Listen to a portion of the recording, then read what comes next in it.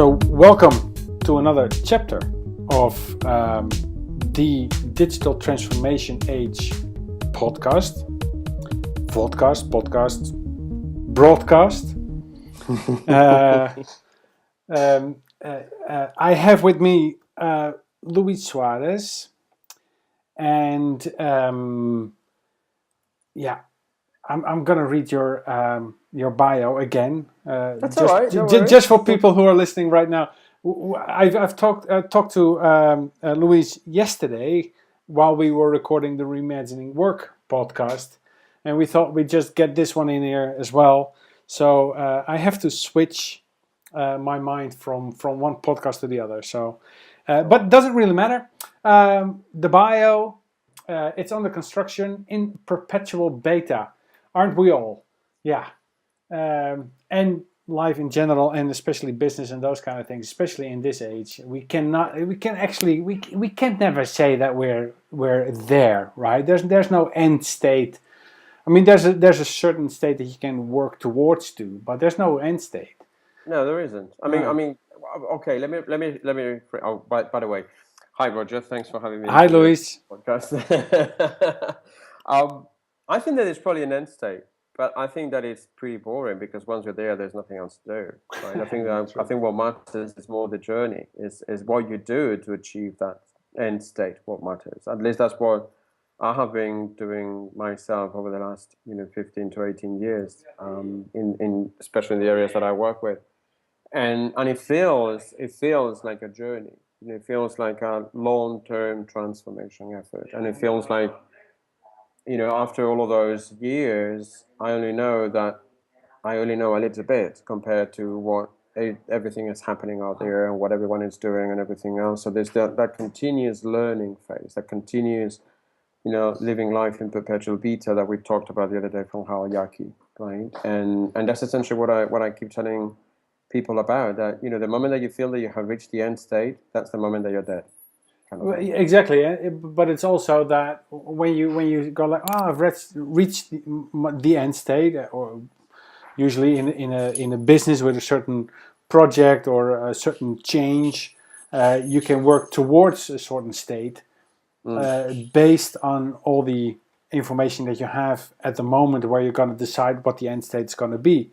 But I talked to Lee Bryant in a previous episode, the first chapter of this story, and we're talking about the duration of these changes within a company, and a minimum of 2 years, 3 years, even 10 years.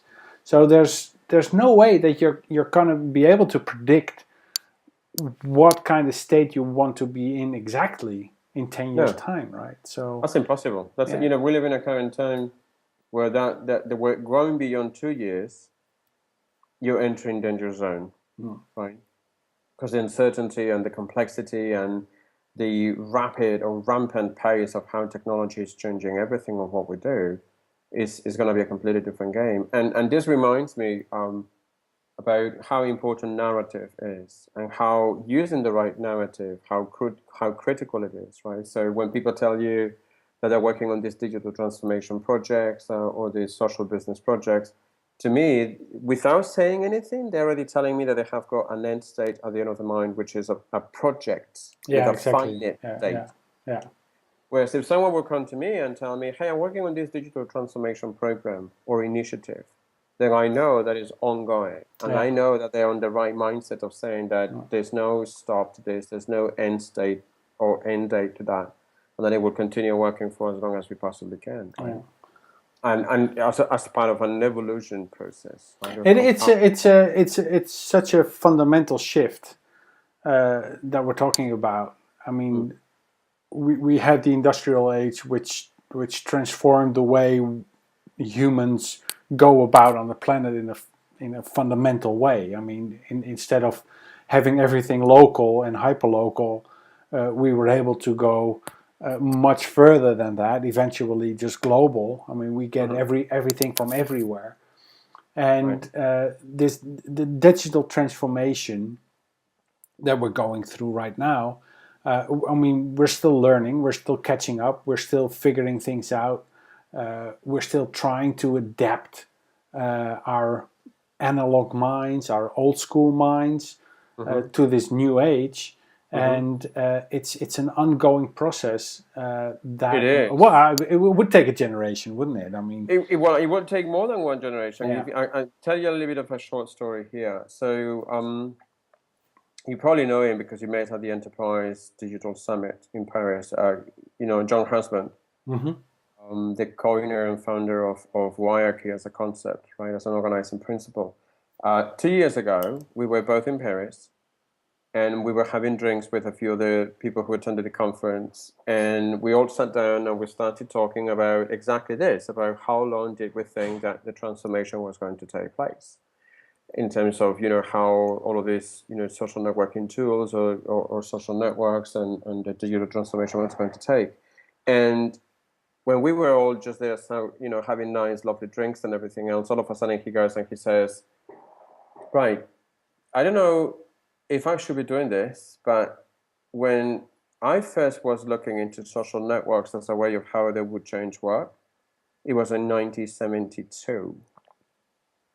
Yeah. And I said, yeah, that was the year that I was born. And that's 43. At the time, it was 41 years. Now it's 43 years ago. So I was 3 years old then. So.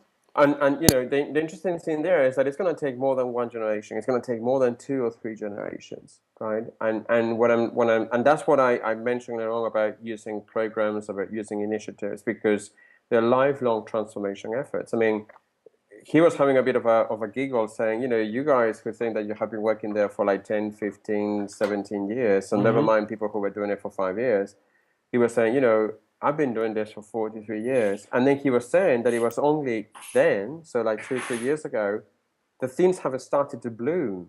Things have started to accelerate in the pace of how they were happening, of how they were moving along and everything else. And I said, wow, you've been waiting for 43 years or 42 or 41 years for this to happen, right? Yeah. And that's when I had the confirmation of something that I had been saying all along, that in order to see a lot of the success that you may want to anticipate from the initiatives and everything else, that you need to build both on patience and resilience. You need to be very patient and very resilient and keep pushing, keep going, because it's definitely a commitment of the company, of the department, or wherever it starts.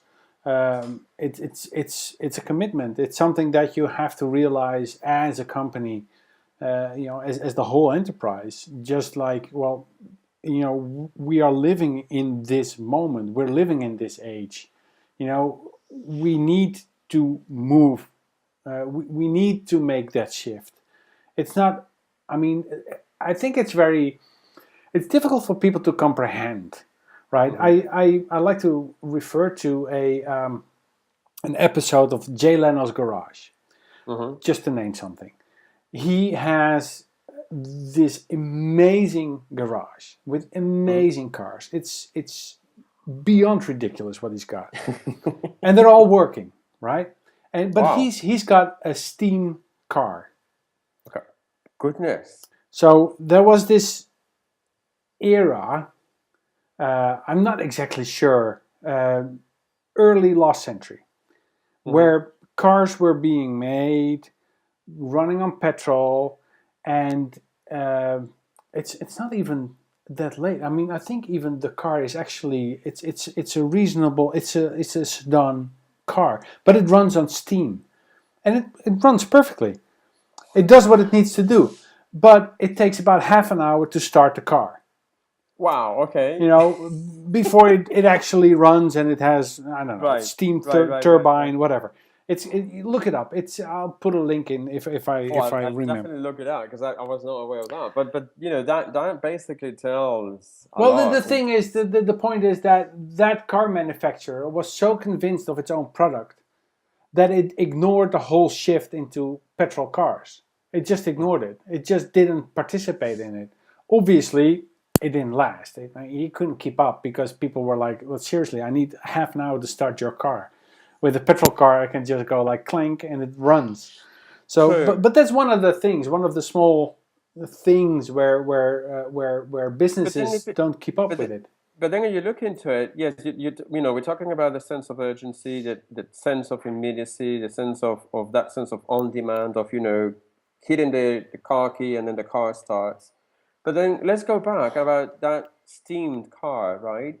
That's, you know, very green, very sustainable. And the time when we are now is starting to worry about climate change and everything else, which I know it doesn't have anything to do about digital transformation, but this is just an anecdote in terms of the lasting long-term effects of thinking beyond just the quarter Well, mentality everything is or the connected, 1 or 2 right? 3 years, right? So the interesting thing there is how, I'm not going to say that steam cars are going to be, you know, coming back in vogue, right? But the overall general footprint of pollution or whatever else on the steam car is going to be a lot more, you know, self-healing than whatever was happening before with petrol cars, right? And it speaks about that kind of legacy, you know, and it still works. Yes, it takes you 30 minutes to start it up, but hey, you can go and start it up, go for breakfast, have a coffee, and then come back when the car is ready to It's go. the same thing that we now have with electrical cars, right? If we take a longer journey with a fully electric car, somewhere along the line you have to recharge. Yeah. So you plan your journey a little bit, and you find a charging station, and then you plug it in, and you go have lunch, or you're gonna have a cup Which of is coffee. Or which is, I find it really interesting, this thing, because it's interesting how foreign agents are helping us to learn to slow down again, if you know what I mean. Right? There was always this sense of urgency, of speed, of having to do that almost every second or just today or whatever else. And how now we're starting to rethink that maybe things need to run a little bit slower. Maybe I don't need to rush off that badly. I Right? think this is a nice bridge to one of your other title. We haven't even mentioned the titles. We just started talking. Man, I'm a bad host. Doesn't matter. I mean, I'll jump right into one of them where you call yourself. You call yourself. That Yeah. sounds corny, but you know, whatever. Um, it's a self-inflicted title. I like it. You call yourself a digital humanist, Hmm. and I think it translates very nicely in what you just said, that people need to slow down a little bit. And but it kind of also refers to slowing down the development that we're having, because you know the technology just keeps speeding up. If you see um, predictions for how computers are going to be, for if you had Star Trek, for instance, when we were watching Star Trek Next Generation, Hmm. the predictions that they made for the amount of storage that people would have in a starship like that back then, and then it was like for the year 2400 or something. Yeah. By now we know that the predictions for that amount of storage or those powerful computers is completely off the mark. We're going to Yeah. be well beyond the capabilities of those computers and that kind of storage by Yeah. the time we hit 2400, which is a long way away, Yeah. obviously. I know. I know. But people tend to evolve a lot slower than our technology does. And in fact, we don't evolve at all. We just learn how to cope with changes in our environment, but we don't really evolve. So the human element in the digital transformation, that's where I'm going at. Hmm. How important is it? It is. It's critical. It's, you know, one of the things. There's this good friend of mine as well, Valdis Krebs, who is, he is really smart, talented guy around social network analysis. And one of the things that he's been saying about all of these digital transformation efforts is how everyone keeps saying, maybe not implying, but maybe saying that technology will change everything. And one of the things that he says, he's been doing social network analysis for like 4 decades, 1980s. And one of the things that he says is that without the human component, we will not be able to fix the problems that we have today, without, you know, doing social metry, without doing social network analysis, without looking into the human aspect of how we use technology to achieve certain goals, we're not going to go anywhere. The only thing that we're going to do is we're going to change our masters from process to technology, Yeah. which once again will leave out the people component, right?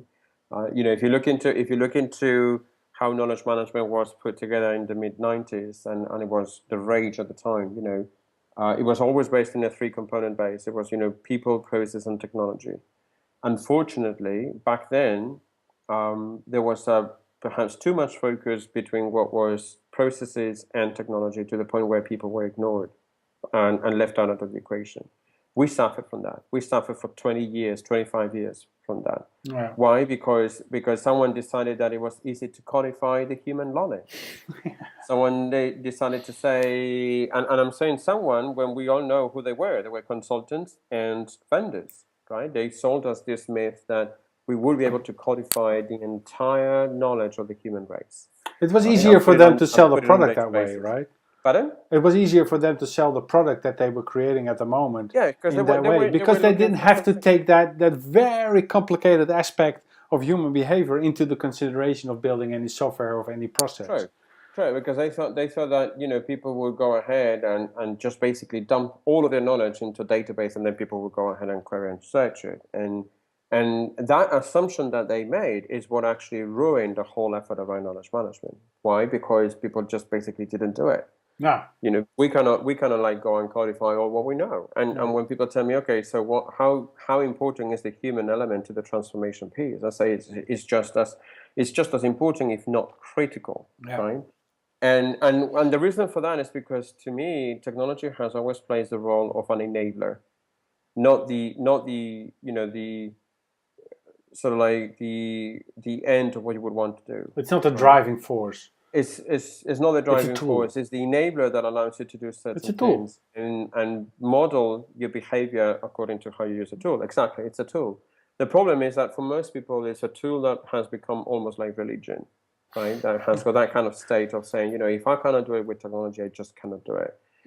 And time and again, I keep bumping into organizations, typically on the smaller side, right? Not like large enterprises, that are starting to question the role of technology as being the driving force, and they're starting to think that perhaps the human element is what really matters, right?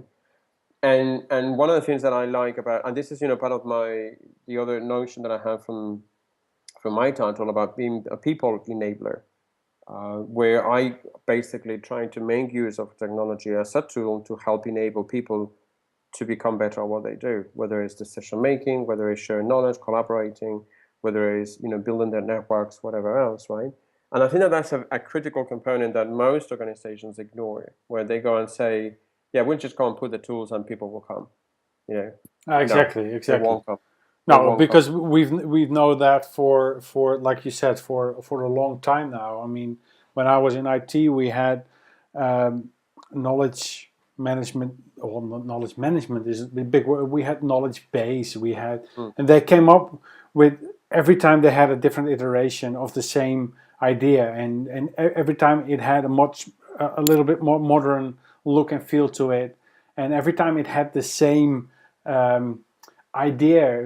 They had a philosophy. I mean, the ideas were there. It's just that the execution always failed. There was always how do you say the competition between the higher ranking employees and the lower ranking employees, and they want to retain their status, so they're not going to share everything and all those kind of things. And eventually these systems are always just used by HR to store resumes.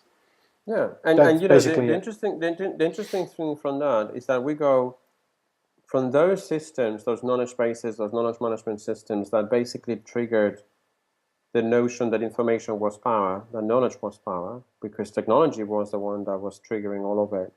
And all of a sudden we have got all of these social networking tools coming up where people are starting to, share more of what they know or more of what they do, about more of who they are and everything else. And all of a sudden you realize that knowledge that, was considered power now is knowledge shared that is power, right?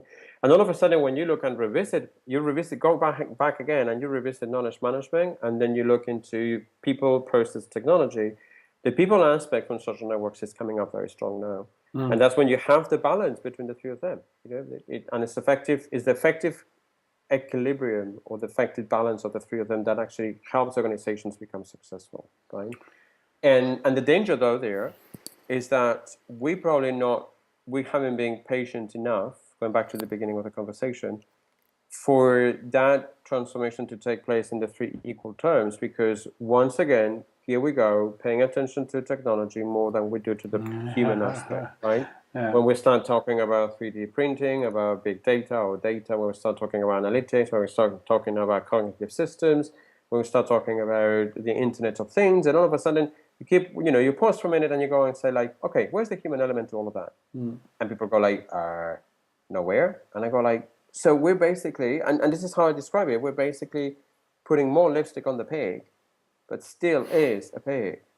If we're not capable of doing something, right, in terms of how we transform the way we work as Well, humans. that's the problem. That's the danger that we have with the faster and stronger evolving of the technology that we're using.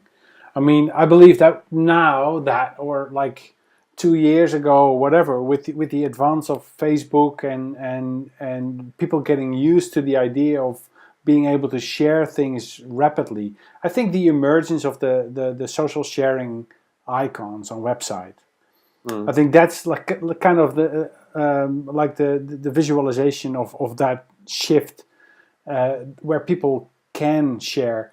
I think that's the sweet spot that we had, where now we have the technology to support all the human, the sharing philosophies, the knowledge philosophies that we already have, that John Husband has been thinking about and working with for the past 40 years. Now we have the technology to actually, not actually, because you can do the same things on paper, right? You don't need a computer in order to share information. No, not really. But now we can do it in a way which is measurable. You can share one to many, and many to one. You can do it transglobally and all those kind of things. So, but now we have the idea, and this is what you say. Now we have the feeling that we're kind of tipping over to, we've reached our sweet spot, and now we're sliding into that other end. Going to the technology side, and I don't know if it is something that we always provoke naturally, that we have that inclination to always rely on those tools as being the main driver. But, a long time ago, several years ago, I read, I think it was a blog post by one of the KM founders, knowledge management founders, or at least I consider him one, right? Dave Snowden, who said that if we would have all of these digital tools, social networking tools today, we would have had them in the mid-90s, right?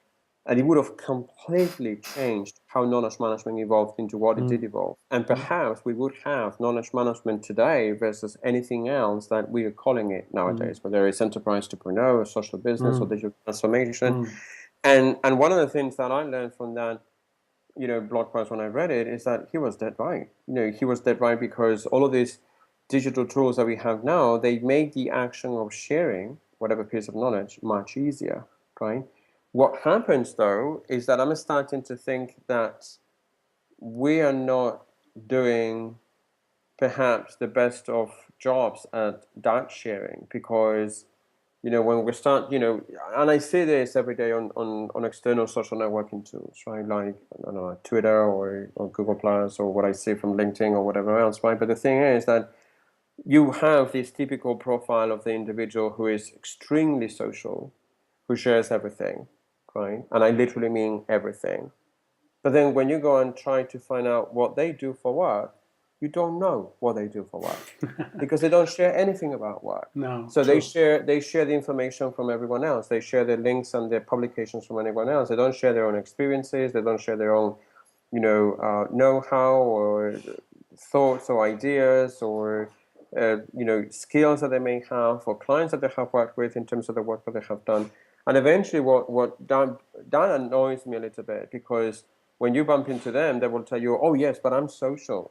I say, yeah, but how much of that social thing does actually relate to the work that you do, right? And they go, yeah, well, that would be like very egocentric from my side, right? And I go like, no, it's not going to be egocentric. It's just you, it's your work, is what you do. It's if you want to connect with people, the easiest way to connect with people is tell them what you're working on. so that they can find a window of opportunity to say, yes, we can work together, or maybe no, we cannot work together because we work in different fields, but at least you give it a try. If you keep sharing continuously the content from other people and not yours, you're basically telling people, this is a good person to get in touch with to work, not yourself. Yeah, true. Yeah? And that kind of sociality or sociology or whatever bugs me a little bit, because I think that and this is one of the reasons why I moved away from the whole notion of social, and why I'm much more inclined towards openness, towards open business, where we open up our workflows, where we open up what we do, how we do it, with whom we do it. When you think And about it, I mean, you don't have to be social, right? It's not about being social. It's about having. When we're talking about work, right? yeah, And you don't have to be social. You just have to. When you complete a project, it's asked if you just please share that on the network so others can benefit from the knowledge that you've gained during the project. yeah. That's what we're asking you to do. And if somebody asks a question and you know the answer, you answer the question. It's got nothing to do with being social. It's I know. it's just good practice in the workplace in order And to make everybody work together. What happens though is that most people have got this notion around what social is, because they're using all of these external social networking tools. Exactly. Right? So you got Now, Facebook or whatever. the problem with external social networking tools, and the difference with enterprise social networking tools, is that out there on the social web, no one knows you. No one, right? So you basically keep sharing because you want people to know you. You want to be appreciated. You want to be recognized. You want to be seen as someone who can do something. Now, when you move into the social networking environment behind the firewall, everyone knows you because everyone has a profile. Everyone knows how you can get in touch with that person, phone number, email address, reporting line, you name it. So what happens is that you leave aside that social side because you no longer need it. Everyone knows you. And what you do is you just go down to work. So, and then obviously going back to work, it starts with applying lots of various different techniques in terms of how you proactively open up to the kind of work that you do. Now, in my experience, and this happens to me almost every time that I do a workshop on the topic, I always tell people, who in the room, for instance, doesn't feel comfortable sharing their workload openly with their colleagues. And 2015, we still have got lots of people who do not feel comfortable sharing what they work on. And that to me is a problem. That to me is a problem because they're telling me, first, you don't like your job, you don't like the work that you do, but most importantly, you do not trust not only yourself, but the work that you do with other people, Yeah, because you're not comfortable sharing it the proactively. criticism might be too great.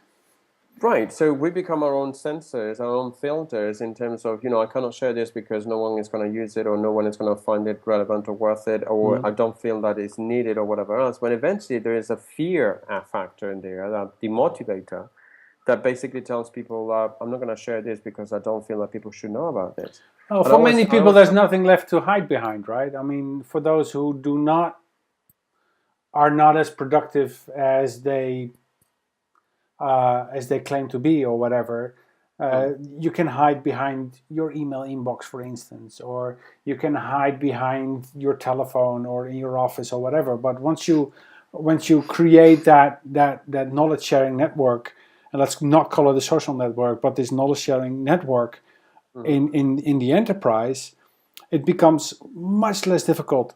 No, it becomes much more difficult to hide behind whatever it is you want to hide, because people can look you up and see your profile and see, well, he hasn't shared anything. So what is it exactly that he does, right? Right, and most importantly is this notion that we have inherited, which I don't really like it, but it's eventually how humans react.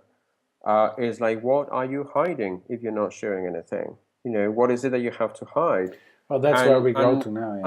And I keep saying, it's not about whether you want to hide something or not. It's more about how comfortable people are sharing that knowledge or that information with people who they consider strangers, even though they're working for the same organization. And that's really the issue, because they feel that they're no longer connected with the work that they do or the people that they work with. And I read, I read a exactly. New York Times piece not long ago, maybe about a month or 2 months ago. I was actually commenting on a piece of research that was done that basically was confirming how nowadays we hardly have any friends at work. We work with total strangers, and because we work with total strangers, we no longer feel attached to work. We no longer have that sense of belonging. We no longer have that sense of trust in people because we know them, because they're our friends. And eventually it's helping us become more of robots than actual humans. And I go like, oh my God, I can't believe that that's happening. And I started looking into, maybe the last 3-4 years of my previous corporate life, and I realized that it was dead on. It was dead on. Isn't that like more of a symptom from the use of technology that we've been doing for the past 20 years, right? Email, for instance, which is a very strong piece of equipment to estrange yourself, to detach yourself physically from somebody else, right? Yeah, because, and I tell you why, and that's really important, because if you look into it and if you corner down people and you ask them like, why is it that you use email? The number one answer that they will not admit to tell you is that they're using email because they don't want to talk to people. They don't want to walk over to the desk and ask a question. They don't want to pick up the phone and talk to them. They don't want to bump into them on the corridors. They just go back to their inboxes and they just send the emails. And I thought, like, I don't know, somewhere, somehow we lost that human touch to the business. And that's a serious problem, because to me, that basically provokes the thought that no one trusts anyone anymore. Well, you're not, you don't have the opportunity. It's not that we don't trust each other. It's just we don't have the opportunity to build that trust. But we should. Yeah, but it's, for goodness sake. but it's something that's been lost due to the use of technology. I know what you mean. I mean, and I know that you're not sort of like an advocate of it, because I don't think that there's anyone being an advocate of that. But I think that somehow we need to stop with that inertia of not wanting to talk to people. It's okay to stop for a minute in the corridor and talk to a colleague and say, hey, how's it going? What are you working on nowadays, right? There's nothing wrong with that. And I remember when I used to, walk down into, the offices for my former employer in Madrid, and I used to walk down the corridors and people were just like that, looking into their stupid mobile devices. And I felt like, hello, or you would bump, or you would, you were going into the elevator, right? And the elevator would go like a number of different floors, and then people were looking just like, oh my God, I need to look busy with my phone. And I thought, like, seriously, come on, people, Jesus. And that's when, all of these signals, to me, they basically confirm that we have a problem being humans at work, being people at work. Do you think that, and now I do use the term, but having a social network in the workplace allows, at least for a little bit, for people to reconnect again on a human level? It does, and I always use myself as an example. When I worked for IBM for 17 years, and the last few years, my working environment was, and actually a few years since 2004 when I moved to Gran Canaria. So my proposition to my fellow colleagues was, hey guys, look, I live in Africa. Yeah, the Canary Islands is part of Spain, part of the European Union, whatever. But the Canaries are still, geographically speaking, in Africa, right? My HR manager is in Madrid, that's Europe, and my project manager is in North Carolina, they're states. So I live in 3 continents. My closest location, my closest physical location was Seville at the time, which was nearly 1,700 kilometers, right? So I know that without having the access to internal social networking tools like we had, I would have left the company long time ago. Instead of leaving the company in 2014, I probably would have left around 2001, 2002, right?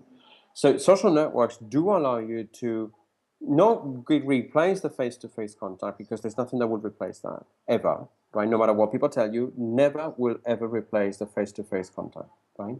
But it certainly helps you amplify relationships that you may build as a result of that face-to-face contact, or as a result of, over time, talking to the same people in a virtual water cooler environment. Because eventually, An internal social network is a virtual water cooler. Is what we Digital used to go village. and do when we go and have coffee and talk to people in the coffee corner.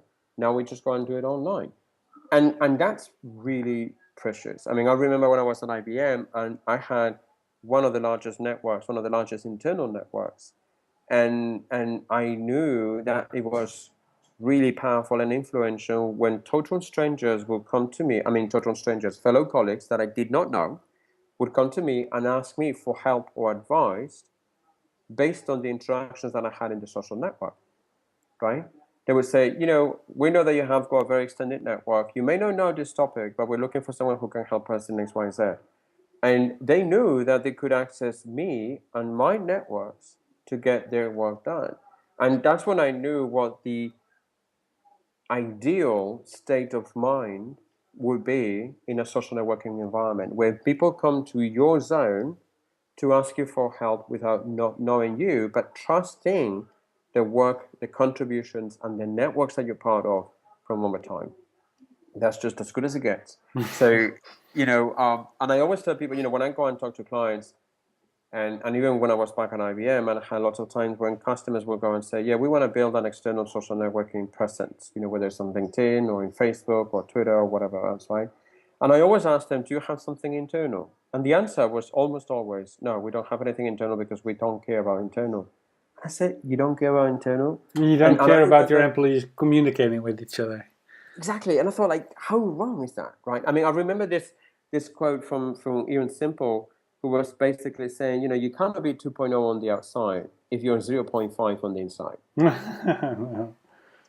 right? So it needs to come from within. It needs to come, that transformation piece of who you are, what you do, and what drives you to come to work every day, what motivates you to come to work, needs to come from the inside before you can go externally and talk to your customers and clients and business partners and even competitors, right? And that's what I keep advocating, that an internal social networking tool is just as critical as the interactions that you do with the customer, right? And I remember back in the day, this is probably around 2012 maybe, right?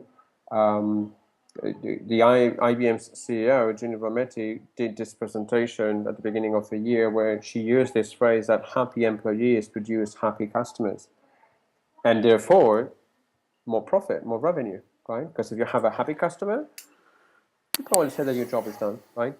But she was saying how the way to influence the happy customer experience starts by influencing the happy employee experience. So if we are not capable of re-engaging the workforce to become a lot more human, a lot more open, transparent, collaborative, a lot more social, we will have a big problem in realizing that journey of the digital transformation, because that's where it all starts. It starts in recognizing that we need to move from that sense of treating people like assets, like resources, like human resources, in treating people, as relationships. So there's always this transformation that I have envisioned always all along for HR, how they need to transform from human resources into human relations or human relationships. Because they're the ones who eventually can look after the well-being of the employee in terms of those relationships and provide the conditions for that networking environment to flourish behind the firewall, right? Because they can touch every single department, no matter what, right?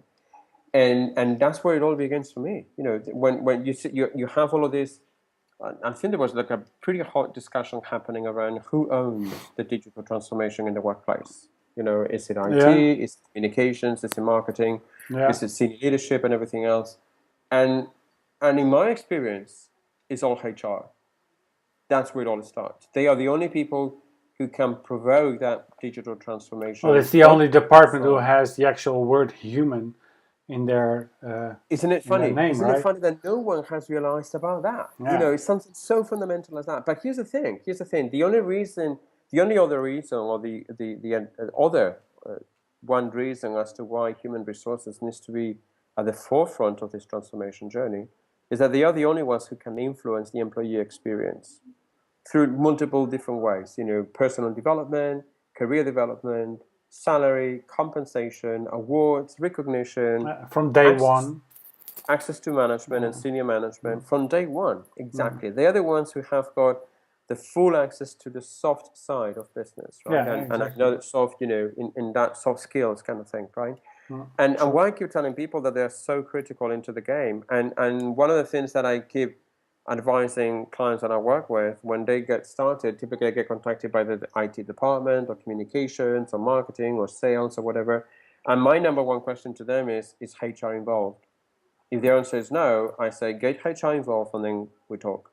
If you don't have HR, I'm not going to start. Why? Because you may be successful in one or two teams, whether it's IT, whether it's marketing communications, but not throughout the whole organization. HR can get you there. And lucky enough, I'm probably very lucky because most of the times when I talk to those clients, the answer is, okay, we will get HR involved based on what you say and see what happens. And when they are in the conversations and they're part of the whole transformation effort, you see that the conversations transform entirely because it's no longer about business processes, it's no longer about technology, it's about how do we influence that employee experience? How do we make it better, right? And better does not necessarily mean getting more money in terms of payment. There's a lot more to that. There's a combination of extrinsic motivation and intrinsic motivation, right? Yeah, absolutely. And that's one of the things that HR is very good at. Unfortunately, HR has always been looking more than anything else to senior leadership versus the employees. So one of the things that I keep telling them is that they need to shift around their heads and start paying attention to the people who have made their jobs available. Well, that's something that comes from has to be not pushed, but has to be initiated by senior management also, right? They have to have the position where they go like, well, this digital transformation, so it's something that we know is going to happen. We know it's real. We know we got to do something about it. Well, you said human resources should be at the forefront of this.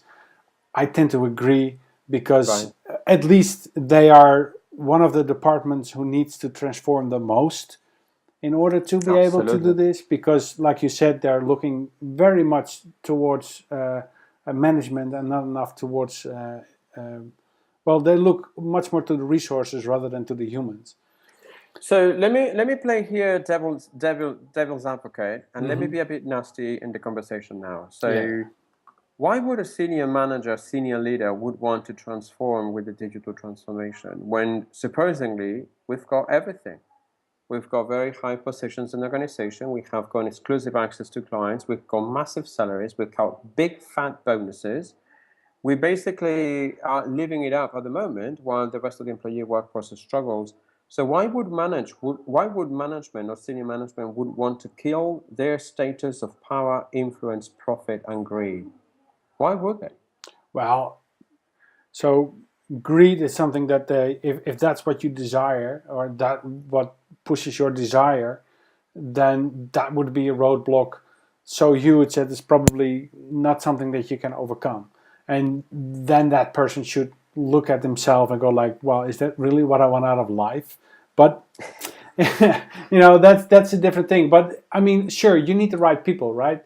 If you have somebody who's just focused on their bonus, just on the greed, just on this, just on the money, then it's going to be very difficult to persuade anybody to be more lenient towards something else. But in the end, the return on investment that you have, I'm not sure. I don't know. I'm not an expert in that field. But I can imagine that anything can be improved upon. And if I would do a survey within your company and go and look at how happy people really are within your company, how engaged they are, how high is your employee retention, that's a statistic you can just pull off the shelf. If you would change, if you go with the digital transformation and with the social business attitude and those kind of things, then those things would increase. And that would mean you have a higher production, higher innovation, and those kind of things. So that kind of is something logical that you can follow. Why would a senior management want to do that? Everything they think that they have power with that little island that they have where they store all the knowledge that they keep all from themselves. I mean, to me, a leader who goes to the work floor and asks a question, whether it's in the digital village or in just literally in the floor, is much more powerful than somebody who would claim he knows everything, keep everybody shut out. One of the main reasons, and the biggest one, is I think, is trust between senior management and employees. And trust breeds loyalty. And once you have that, I mean, you have employees that would walk through fire for you as management. If you just let your greed run, and I've got friends who literally have to deal or dealt with it, with a CEO who would rather buy another Porsche than take good care of his extremely valuable employees. The employees are gone. Not just that, the clients that he had are moving away. I know that this is happening just because he's a greedy expletive, right? And so yeah, if I would have to say what it is, that's what it is. I mean, if you change your attitude from being open and trustworthy towards your employees, you build loyalty, and nothing can beat that. I agree 100% with you. And the reason why I asked that question and trying to play a little bit of the devil's advocate is because unfortunately there are some companies, some organizations whose senior management behaves that way in terms of clinging to their control, power, influence, and status. And what I the reason why I wanted to bring that to the table, especially for people who may be watching the podcast, is that if you bump into that situation, if you bump into that kind of senior leadership behaving that way, don't get into the battle. That's my tip. The thing is, just keep going, keep doing. Eventually, they will buy in. If they don't buy in, there was this article that Howard Yarki published in 2006. So next year will be 10 years ago, where he said that sometimes it's good to let dinosaurs die. And that will be one of the cases. It's evolution, baby. I know, but because one time, so here's the thing, and I'm sure that you have seen this, Roger. Times and times again, you bump into all of these change agents, advisors, practitioners around social business and everything else who tell you that if senior leadership doesn't buy, you won't succeed. If senior leadership doesn't promote it, support it, and actively becomes engaged, you won't succeed. And my answer to that, based from experience, is that it's important to have senior leadership on board, but if you don't have them, don't let that stop you. Keep moving, because at one point they will have to decide if they want to be the dinosaur who dies or if they want to move on with the times and evolve. It's going to be their choice. And what you do is you just basically provoke the conditions for them to make that choice. And depending on where they want to go, you will decide and you will see how you're going to move on from that. It's the same thing that you have on every level. Obviously, I mean, on the lower level, you'll always have people who are resistant to that change, who do not want to participate, who say no, who push back, and you just avoid them. You don't push back toward. You start pushing. You just move away. Use a little Aikido. Just go like, hoppa, there you go, whatever. And then I've got a short story on that one because it's really funny. Short then, when I first started doing this, it was known as the Enterprise 2.0 in 2006 and everything else, and I kind of like started calling myself a social business evangelist. I thought that I would conquer everyone. I thought that. I could convince everyone, even the laggards and Luddites and everyone who was just saying you're wasting your time, and I thought that I could conquer them. Seriously, frankly, I thought I was young, stupid, not knowledgeable enough, right? And over time, you learn exactly what you just said now, how draining that is, how much energy that sucks from you on the effort that you're not going to go and change their point of view. They're not going to change yours. So why bother, right? So from their point of view, I agree 100% with you that whenever you bump into colleagues who feel that way, who feel that, you're wasting their time and you're kind of like, being a roadblock for their own, workload and everything else, the best thing that you can do is just don't get on the way. Just move out of the way. Focus on those people who do want to perceive exactly who do want to, who do you perceive that they are ready, ready to start that transformation journey. And then Because at some point you reach a point where those that you have convinced and those you work with, they start to use it, and that group will grow larger and larger, and will push those dinosaurs, if you want to call them that, to the edge, and then they have to make the decision. Well, do I join or not?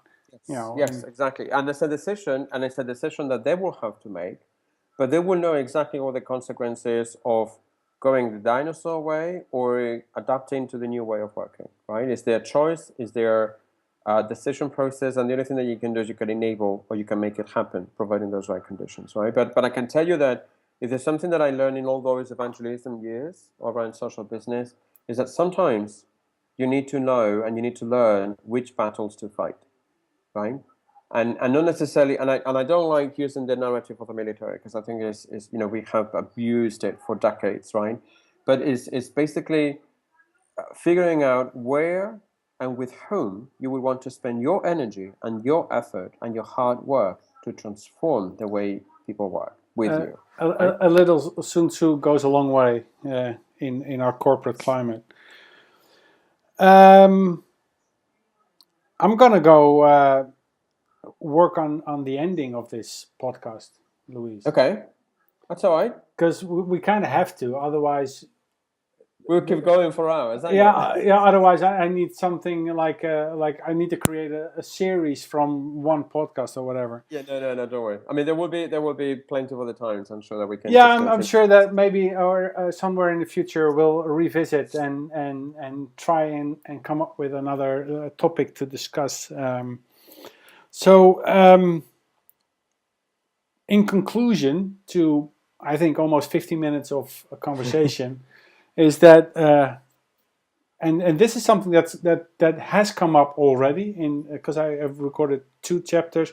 I'm going to do more, and I think this is something that's going to come back again and again and again, where we use the term digital transformation and we use technology and all those kind of things, and then the one thing we mustn't lose sight of is the human factor, the humanity of it all, because if we do that, then everything else is going to be pointless. Right. So, thank you very much, Luis. My pleasure. Thank you for having me. It's been a treat. Excellent conversation. I really enjoyed the conversations. And I wish you all the best of luck in the series. I'm sure that you're going to have tremendous amount of really, really cool conversations with lots of people out there. Yeah. That's the aim. That's the aim that I have. Yeah. That's going to be pretty cool. Yeah, so to everybody who's been listening or anybody who's been watching, if you want to subscribe, find your way, please do. If you want to come talk to me, you can find me. If you want to talk to Louise or ask him a question, well, he's not easy to miss. He's not easy, period. No, he's very easy, he's very open. No, yeah, you thought I was going to do that. No, I was not going to do that. No, I was going to say he's not easy. I was going to say he's easy to reach. He's easy to find. Definitely. He's one of our thought leaders in this whole endeavor that we're having at the moment. So, again, one more time, thank you very much, Louise. My pleasure, Roger. Thanks for having me. To the listeners, until next time, goodbye. Take care. Thank you. See you guys.